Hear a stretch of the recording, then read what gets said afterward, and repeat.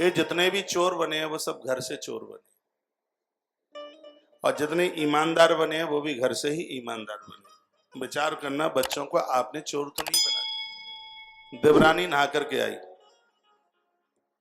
उसकी नई साबुन वहां पड़ी रह गई।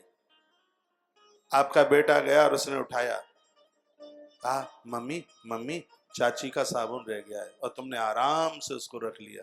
एक भी बार नहीं कहा कि बेटा चोरी नहीं करते, चाची का साबुन चाची को दे के आ जाओ। एक दिन उसकी पायल रखी मिल गई, बेटा उठा के लाया, कहा मम्मी मम्मी बड़ी मम्मी की पायल है ये, आराम से रख लिया उसको। कभी डांटा नहीं उसको, कभी फटकार नहीं लगाई। ये जितने भी चोर बने वो सब घर से, कभी पापा की चोरी, कभी मम्मी की चोरी, कभी चाची की चोरी, कभी बड़ी मम्मी की चोरी, और बड़े डकैत बना दिया है। आपके पास टाइम ही नहीं है उनको बिठाने के लिए, बैठा करके उनको समझाने के लिए।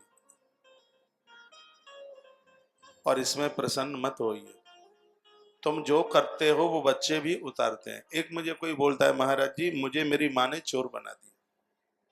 ये सत्य बात है। मैंने कहा कैसे? गांव की बात थी, कहीं मेरी कथा हो रही थी।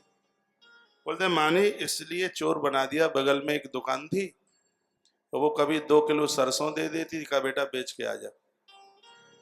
कभी वो चना दे देती थी, कभी ज्वार दे देती थी, बगल की दुकान। वो थोड़े से पैसा दे देता। पापा दिन रात मेहनत करते थे, मम्मी चोर, और उस मम्मी ने मुझे भी बहुत बड़ा डाकू बना दिया, बहुत बड़ा चोर बना दिया। ये आप देख लें कि आप संतान को क्या बना रहे। तुम जो करते हो बच्चे वही सीखते हैं। गुरु जो करेगा शिष्य की अश्रद्धा हो जाएगी। छोटा है वो, जो देखेगा वही करना शुरू कर देगा। इसलिए हम किसी को सुधारे उससे पहले हमारे अंदर कूट कूट करके अच्छे संस्कार होने चाहिए। विचार करें अपने अपने परिवारों में, कहीं ऐसा तो नहीं होता है कि आप बच्चों को चोर बना रहे हो, घर का अनाज बेच रहे हो, घर का सामान बेच रहे हो। ये पड़ोस की दुकानें बड़ी खतरनाक होती हैं। पड़ोस वाली दुकानें, हाँ सब गल्ला पहुंच जाता है। उनको पूछा जाए क्यों, आदमी पूछे क्यों हमारे यहाँ से कोई अनाज नहीं, तो हमारे यहाँ तो कोई आया ही नहीं आपके घर से।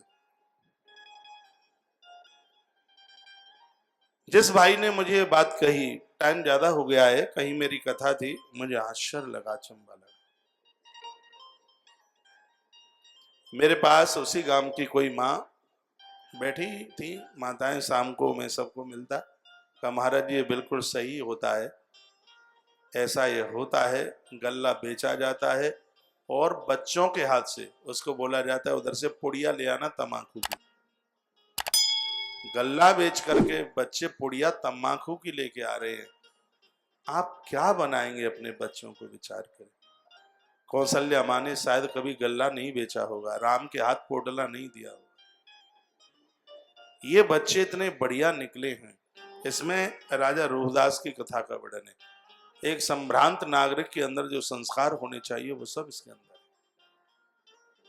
और माता ने इसको देवतुल्य बना दिया। माँ चाहे तो बहुत बड़ा डाकू, और माँ चाहे तो भगवान बना दे। बच्चों का पूरा भविष्य तो मातृ शक्ति के हाथ है, उतना पिता के हाथ नहीं है। रावण घर घर में पूज जाता यदि उसकी माता केससी बढ़िया होती। माँ तो निशाचर पक्ष से थी, इसलिए नहीं हो पाया, ठीक नहीं हो पाया, बढ़िया नहीं हो पाया। आप कृतवास रामायण की कथा सुन रहे हैं, तो इस कथा के माध्यम से विचार करना चाहिए, समझना चाहिए कि हम परिवार में बच्चों को क्या संस्कार दे रहे हैं। स्कूलों में तो किताबी ज्ञान मिलता है, लौकिक ज्ञान तो आप अपने घर से दे पाएंगे। स्कूलों में क्या, स्कूलों में तो किताबें पढ़ाई जाती हैं, स्टोरी पढ़ाई जाती है, और क्या उसमें तो सूत्र पढ़ाए जाते हैं,